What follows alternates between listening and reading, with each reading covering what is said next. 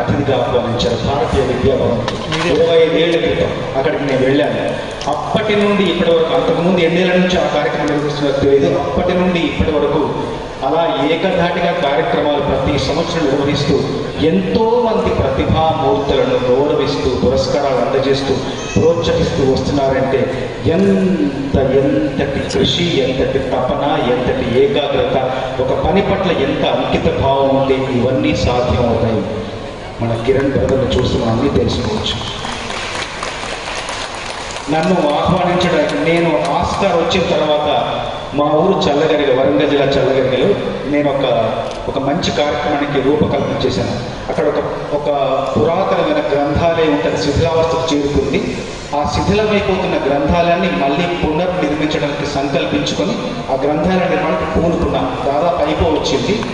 మన కిరణ్ గారు నాకు ఫోన్ చేసి మీరు కార్యక్రమానికి రావాలి భయ్యా అంటే, తప్పకుండా వస్తాను భయ్యా అని చెప్పిన తర్వాత మెల్లిగా ఒక మాట చెప్పారు, కస్టమర్ కేర్లో అడిగినట్టు నేను ఏ విధంగా మీకు సహాయపడగలనా అంటే, ఏం లేదు భయ్యా అంతా బాగుంది జీవితం, దేవుడి దయ వల్ల ఇలా గ్రంథాలయం కడుతున్నాను అంటే తప్పకుండా నా వంతు సహాయం సహకారం అందిస్తానని చెప్పేసి కొంత ఆర్థిక సహాయం ఆ గ్రంథాలయానికి అందజేసిన ఒక ఉదారశీలి కిరణ్ గారు. ఎందుకంటే ఆ చేసిన సహాయం 10 మందికి చెబితేనే దానికి ఒక సార్థకత ఉంటుంది, నాకు సంతోషం, సంతృప్తి కలుగుతుంది.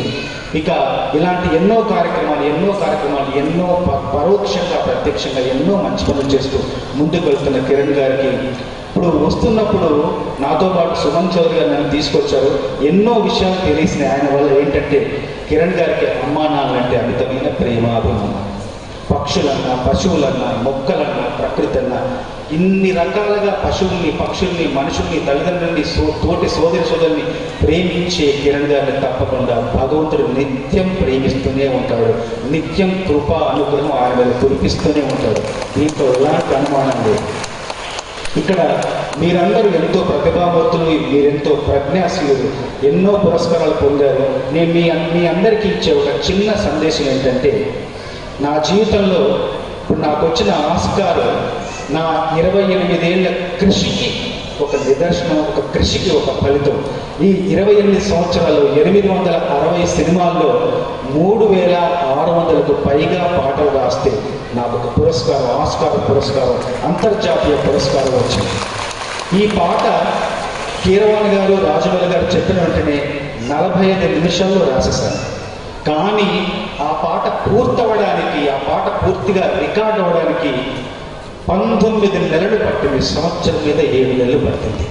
ఆ 19 నెలలు సహనంతో, ఓర్పుతో, సంయమనంతో వ్యవహరిస్తే కానీ ఆ పాట పూర్తవలేదు. నాకు కొంచెం భయం వేసింది, ఏంటి ఒక్క పాటకి ఇంత సమయమా అయినా కూడా ఉత్సాహం కొని తెచ్చుకొని తప్పకుండా ఈ పాట పూర్తి చేయాలి, ఏదో కారణంతో ఇంత ఆలస్యం అవుతుంది అనుకున్నాడు. కానీ ఆ ఆలస్యానికి పూర్తిగా న్యాయం చేసేలా ఒక్క పురస్కారం, జన్మను చరితార్థం చేసే ఒక్క పురస్కారం నాకు వచ్చింది. అంటే మనం చేస్తున్న పని ఆలస్యమైనా సరే, ఏం జరిగినా సరే, మన పట్టుదలను, మన కృషిని, మన దీక్షను, మన తదేక దీక్షను, ఏకాగ్రతను పక్కకు వెళ్లకుండా దృష్టి దాని మీదే పెట్టి మనం పని పూర్తి చేస్తే గొప్ప గొప్ప ఫలితాలు సాధించవచ్చని నా జీవితంలో నేనే ఒక ఉదాహరణ, నా పాటే ఉదాహరణగా ఉంటుందని మీకు చెప్తున్నాను.